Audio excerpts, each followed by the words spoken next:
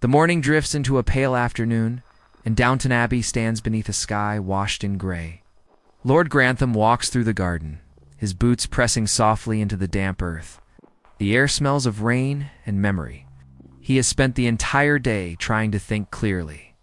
But the letter, those few words written in his father's hand, circles his mind like a haunting melody that refuses to fade. Inside the abbey, he had always felt the power of legacy. Out here, among the gravestones of his ancestors, and that power feels fragile, like a story written in chalk, ready to be washed away by the next storm. He stops at his father's grave. The inscription is perfect. A man of honor, a guardian of tradition. He stares at those words until they blur. For the first time, they feel incomplete. His hand brushes away a fallen leaf from the base of the headstone. Something catches his eye, a small engraving, barely visible beneath years of weathering. Not a name, not a date, but an unfamiliar symbol. A crest he's never seen before. It doesn't belong to the Crawley family. It's different, older, almost foreign. A strange unease creeps into him. What is this doing here? He kneels, tracing the symbol with his fingers. The stone is cold beneath his touch. But the realization burns through him. His father chose to have this carved intentionally. It's not random. It's a message, Robert. Cora's voice breaks through the quiet. She's come looking for him again, her expression a mix of worry and warmth. You've been out here for hours. He straightens, brushing off the mud from his knees. There's something here, he says softly, pointing to the symbol. It doesn't belong to us. Cora tilts her head, studying it. Maybe it's decorative. He shakes his head. No, my father was many things, but he wasn't careless. Every detail mattered to him. If this is here, it means something. A silence falls between them, broken only by the rustle of leaves. Cora glances toward the house, its windows glowing faintly in the afternoon light. Perhaps Carson might know, she suggests. He's been here longer than any of us. Later, inside the warmth of the servants' hall, Carson listens as Lord Grantham describes the symbol. His brow furrows deeply. He says finally, his voice low. I've seen that mark before, many years ago, when your father was alive. It was carved on a small wooden chest he kept locked in the old cellar. The cellar? Robert repeats, disbelief flickering in his voice. I thought everything down there had been cleared decades ago. Carson shakes his head. Not everything. His lordship made sure that chest remained untouched, said it was family business, and best left alone. The words hit Robert like a gust of wind through the open door. Family business, best left alone. But now he cannot leave it alone, not anymore. That night, when the house sleeps, he returns to the cellar. The air is cool, thick with dust and age. The walls glisten faintly with moisture, and the smell of old stone fills the space. He moves carefully, his lantern throwing long shadows that dance across the floor. Then, in the farthest corner, he finds it a small chest, half hidden beneath a sheet of canvas. The same strange crest is burned into its lid. His hand trembles as he touches it. The metal latch resists, old but still strong. For a moment, he hesitates, part of him terrified of what lies within. But then he thinks of his father's letter, of the symbol on the grave, and of the countless questions that refuse to fade. He forces the latch open. The hinges groan as the lid lifts. Inside, wrapped in faded linen, lies a stack of old letters, tied with a thin red ribbon. And beneath them, a photograph. Robert freezes. The photo shows a younger version of his father, standing beside a woman he does not recognize. Her smile is soft, almost secretive. In her arms, a child, a baby. A pulse of dread runs through him. On the back of the photograph, written in the same careful hand as his father's, are just 3 words. For when he's ready. The lantern flickers, casting long, trembling shadows across the walls.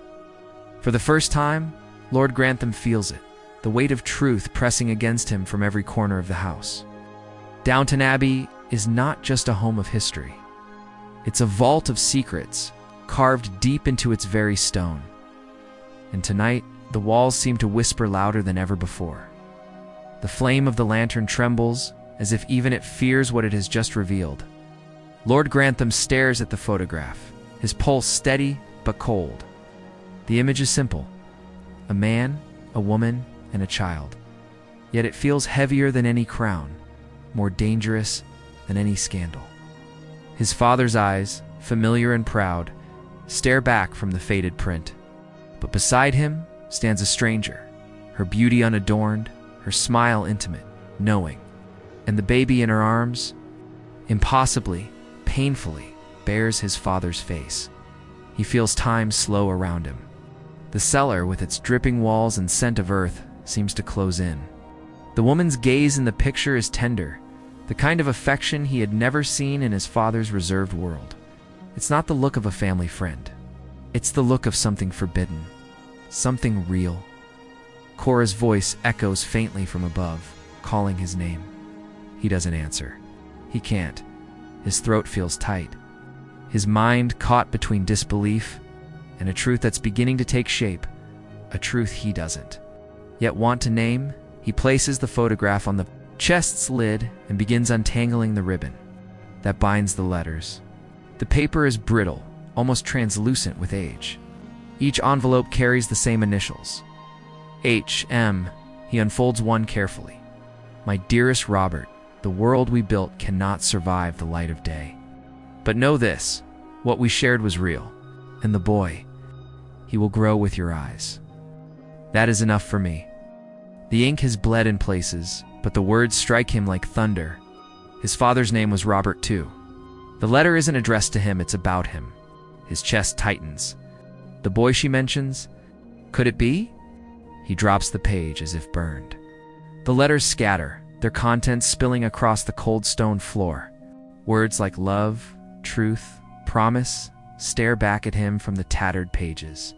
He picks up another, his hands shaking. If fate is kind, he'll never know. I've made peace with that. The room seems to tilt. His breath comes unevenly now. He sinks to the ground, surrounded by fragments of a life he never knew existed, his father's hidden heart. Written in a stranger's hand, Cora appears in the doorway, drawn by the faint glow of his lantern. Robert, she whispers, stepping carefully into the dim light. Her eyes fall on the letters, then the photograph. She doesn't speak. She doesn't need to. The truth is already written in his face. I think. His voice cracks. I think my father had another child. Before me. Or, instead of me. The words hang in the air, impossible and real at once. Cora kneels beside him, picking up one of the letters. Her eyes skim the page, then lift to his. These were never meant for you to find. He nods slowly, the weight of that truth pressing deeper. No, he says, but perhaps they were meant to be found someday. He takes the photograph again, holding it closer to the light. The woman's eyes seem alive even through the years, soft, fearless, unashamed. Behind her, a faint outline of a cottage can be seen, something coastal perhaps. There's a name faintly etched on the back corner of the print. Bellicombe, 1890. A location. A beginning. Robert rises, his mind sharper now, though his heart feels bruised. He places the letters carefully back into the chest. I have to know, he murmurs. If there's another Crawley, or if I am not who I believed. Cora's hand touches his arm, grounding him. Whatever you find, it doesn't change the man you are. You're still Robert. You're still Lord Grantham. Looks at her, the woman who stood beside him through war, grief and change, and feels the faintest flicker of strength return. Yet the photograph still calls to him like an unanswered question as he blows out the lantern. The cellar sinks into darkness once more. But even in that blackness, the image burns behind his eyes. The woman, the child, the truth buried too long. Some secrets rest quietly in graves. Others wait in photographs. For someone brave enough to remember them, the next morning arrives, not with peace, but with purpose. The photograph rests on Lord Grantham's desk, its edges curled and worn, yet its power unbroken. The single word Bellicombe lingers in his mind like a whisper he cannot silence. He doesn't know if it's the name of a place or a memory. but something deep inside tells him it's where the truth lives. Downton Abbey hums quietly around him as the house awakens. Servants move through the corridors, unaware that their master's thoughts are already miles away. He stares out the window toward the horizon, where the sky stretches pale and wide over the land. For the first time, the great estate feels smaller, a beautiful cage of comfort and history. And beyond it, somewhere lies the secret that might set him free, or undo him completely. Cora enters softly, her presence as steady as ever. "You're going," she says, not asking but knowing. He nods. "I have to. If I don't, I'll spend the rest of my life wondering who I really am." She smiles faintly, sad, proud, afraid, all at once. "Then find your truth, Robert. But don't let it take your heart with it." Within hours, the carriage is readied. The roads are wet from last night's rain, glistening like glass beneath the morning sun. As the wheels turn, Downton fades into the mist behind him, its towers and chimneys swallowed by distance. What once felt eternal now seems fragile, as though the house itself fears what he might uncover. A name carries power. A title carries legacy. But what happens when that legacy begins to crumble? When the man who's lived his entire life by his family's honor starts to wonder if it all rests on a lie? In the quiet corridors of Downton Abbey, where whispers travel faster than footsteps, one man's certainty is about to break. Lord Grantham, the noble head of the Crawley family, begins to question everything he thought he knew about his father and about himself. The grand halls of Downton Abbey have always stood as a symbol of dignity and tradition. Every polished floor, every portrait on the wall carries the weight of generations who came before. To Lord Grantham, these walls are more than bricks and stone. They are the very essence of who he is. For years, he has lived by a code of honor, shaped by his father's legacy and the responsibilities that come with being a Crawley. But tonight feels different. The air inside the Abbey is heavier than usual, as if the past itself is waiting to speak. The candles flicker against the tall windows, and in the silence, Lord Grantham feels something stir, a memory, rumor, a shadow of doubt. His steps echo through the corridor, slow and deliberate, as if each one carries the weight of a question he's not ready to ask. In the drawing room, he pauses. The portraits of his ancestors watch silently from above the fireplace. Proud faces of men who built this house, led this family, protected this name. He wonders, for the first time, how much of what he knows is truth, and how much is carefully arranged illusion. The thought began innocently enough, a few passing words, a story mentioned by someone from the past, a friend of his mother's perhaps, or an old letter uncovered from a forgotten drawer. It hinted at something small, yet powerful enough to shake his world. Could it be that his father, the man he idolized, lived a life of secrets? Could the bloodline that defines the Crawleys be touched by scandal? He takes a deep breath and pours himself a drink. The sound of liquid hitting crystals seems louder than usual. He stares into the amber glow, seeing not his reflection, but the faces of those who came before him. But because of the truth hiding behind it, he has always been the steady one, calm, composed, unshaken.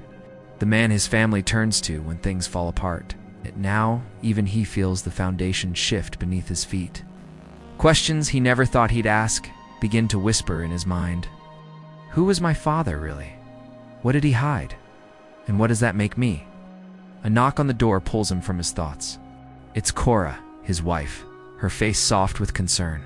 She sees the look in his eyes, the same look he had on the day of his father's funeral, quiet but storming inside.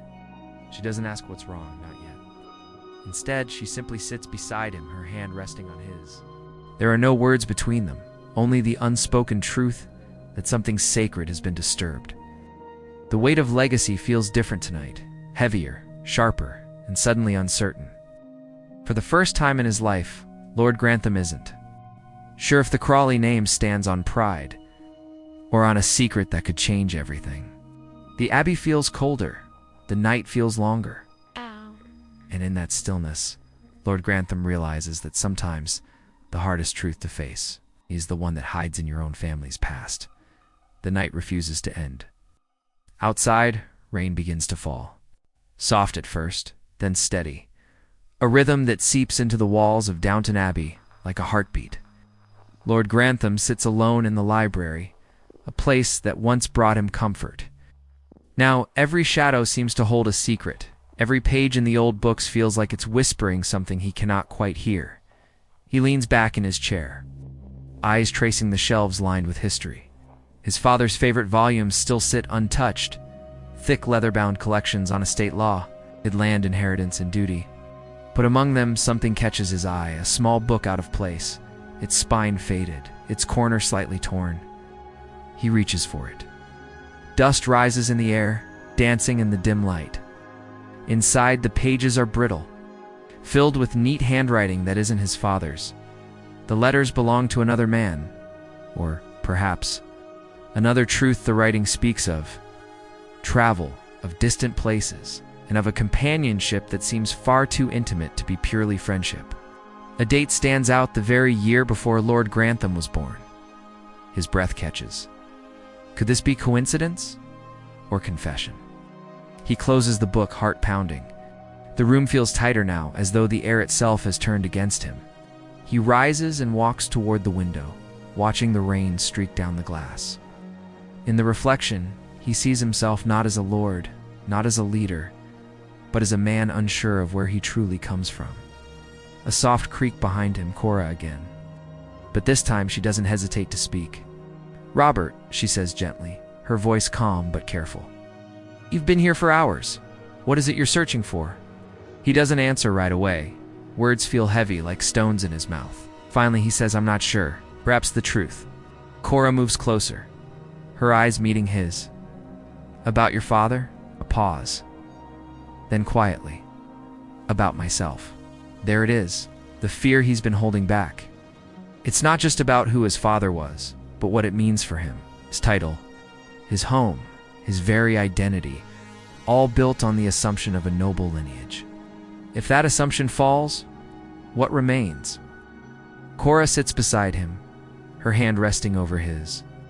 "You've carried Downton on your shoulders for so long," she whispers. "But this house isn't made of bloodlines, Robert. It's made of the people who love it and the people who love you." Her words are warm, but they cannot stop the storm in his mind. He looks back at the old book lying open on the desk, a silent witness to secrets that were never meant to surface. His father's image flickers in his memory, strong, confident, always composed. But now, even that image feels distant, like a painting fading in time. A memory surfaces, his father's voice, firm yet kind, telling him once. "The name Crawley stands for honor, Robert. Never forget that." He had believed it without question. Now, that same phrase feels like a test he was never meant to pass. The fire crackles softly, the only sound left between them. Outside, the storm grows louder. Inside, Lord Grantham feels the first real tremor of doubt break through years of certainty. He doesn't yet know where the truth will lead him, only that the walls of Downton have begun to echo with voices long gone, whispering stories that refuse to stay buried. He looks at the book one last time before closing it carefully, as though afraid it might speak again. The rain continues its endless tapping on the window, like a reminder that some questions once asked can never be silenced. The storm has passed, but the silence it leaves behind feels even heavier. Morning breaks over Downton Abbey, pale and uncertain. Sunlight creeps across the marble floors, but the house seems reluctant to wake. The servants move quietly through the halls, unaware that beneath the calm surface, Lord Grantham's world is beginning to fracture. He walks the corridor lined with portraits, faces of men who bear his name, their eyes forever frozen in quiet judgment. Each brushstroke seems to watch him now, as though the walls themselves have learned his secret. He pauses before his father's portrait. The resemblance is undeniable, the same firm jaw, the same proud stance, yet suddenly it feels like looking at a stranger. His fingers trace the frame lightly, and for a moment, he wonders if even the walls of this house know the truth before he does. Downton has always seemed alive to him, not in a haunting way, but in a way that remembers. The floorboards that creak under his step, the faint echo of laughter in the ballroom, the scent of old roses from the garden. Everything here holds memory. But lately, those memories whisper things he cannot ignore. Down the corridor, Mrs. Hughes greets him politely as she always does, but there's a flicker in her eyes, a hint that she senses his unease. "You're up early, my lord," she says. "I couldn't sleep," he replies softly. "The house seems different this morning." She nods, unsure of what to say. "Downton does that sometimes," she murmurs. "It remembers what we try to forget." Her words linger. Downton remembers what we try to forget. He continues to the old study, a room his father rarely allowed anyone to enter. It smells of tobacco and old paper.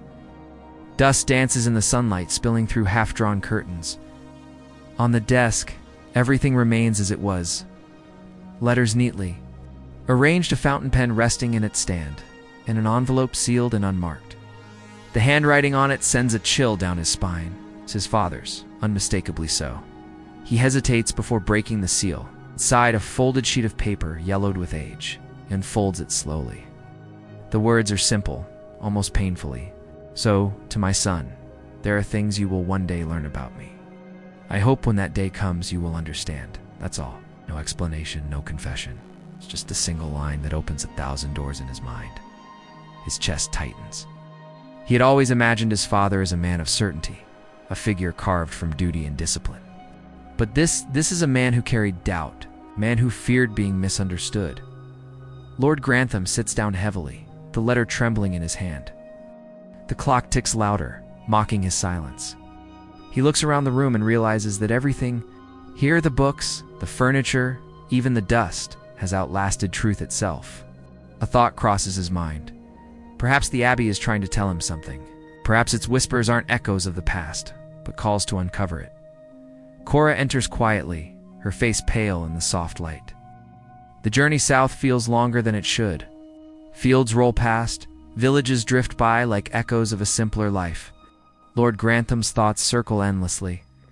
The photograph, the woman's gentle smile. The words on the letters? For when he's ready. Every mile brings him closer to that readiness. Though he's not sure he wants it, by late afternoon the countryside changes. The air smells faintly of salt, and the wind carries the cry of distant gulls. The driver turns to him. "Nearly there, my lord?" Bella comes just down the coast. As they descend a winding road, he sees it, a quiet coastal village, cradled between cliffs and sea. The rooftops glint beneath the fading light, and beyond them, waves crash gently against the shore. It's a place untouched by grandeur or gossip, the kind of place where secrets could rest. Undisturbed for decades, he steps down from the carriage, his boots sinking slightly into the damp earth.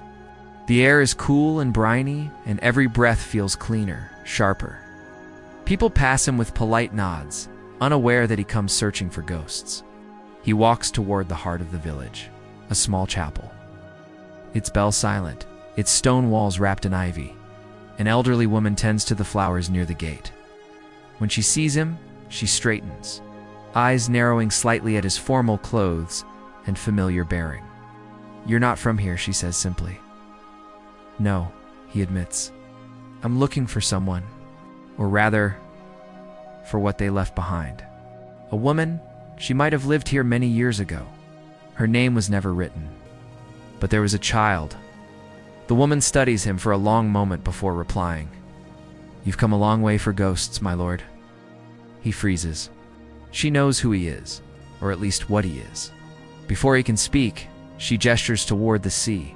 Down there by the old cottages, there was one woman who fit that story. Quiet, kind, and alone. Died long ago, God rest her. Left nothing behind but a name carved in stone. Lord Grantham's breath catches. "What name?"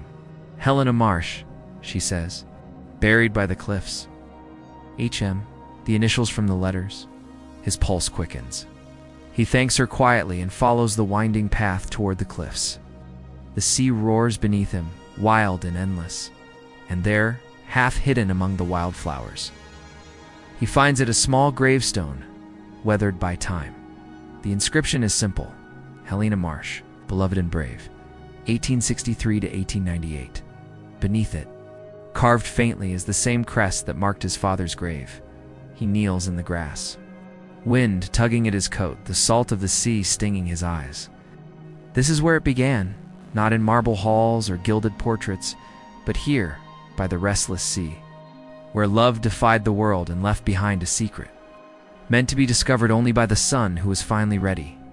He closes his eyes. For the first time, he feels not anger or betrayal, but understanding. His father's silence, his distance, his quiet pride, they were not coldness. They were protection. The waves crash louder below, and the sun dips lower in the sky, painting the sea gold. Lord Grantham whispers into the wind, "I understand, Father." And though the sea does not answer, the wind seems to soften, as if somewhere beyond the horizon, a long-kept promise has finally been fulfilled. The sea outside Bellicombe is fierce tonight. Waves crash against the cliffs, as if the world itself is trying to wash away what has been uncovered. Inside the old cottage, Lord Grantham stands before the dying fire. The photograph of his father and the unknown woman resting on the mantel.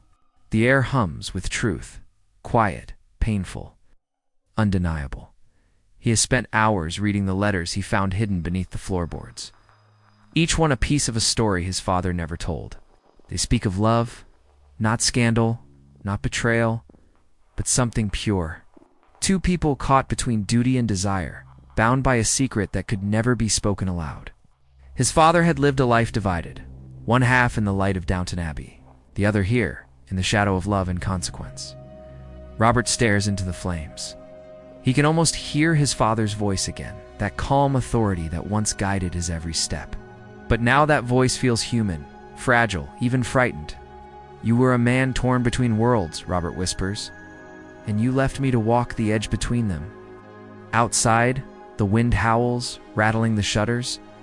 He closes his eyes and lets the sound fill him. For years, he believed legacy was built on blood, that his duty to Downton came from lineage and name. But now, standing in the home of his father's secret life, he sees it differently. Legacy is not in bloodlines. It's in the choices we make to protect what we love. He kneels beside the hearth and picks up the child's toy again, the small wooden horse, carved with the initials RH. He smiles faintly.